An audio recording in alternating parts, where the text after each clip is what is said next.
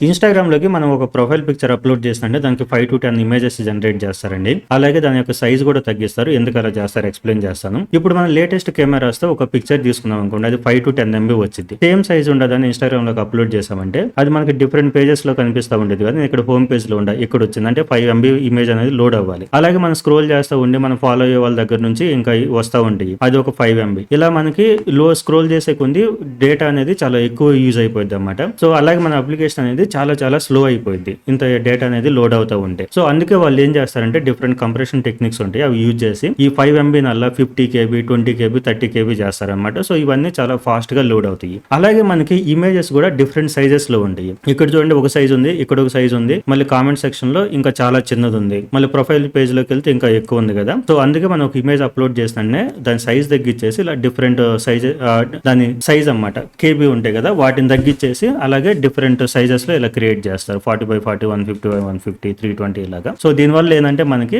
Application అనేది చాలా fast గా ఉంటుంది అనమాట. ఇది one of the optimization processes అనమాట వెబ్సైట్స్, మొబైల్ అప్లికేషన్స్ కి. మన కంటెంట్ నచ్చితే ఈ వీడియోని తప్పకుండా లైక్ చేయండి. థ్యాంక్ యూ అండి.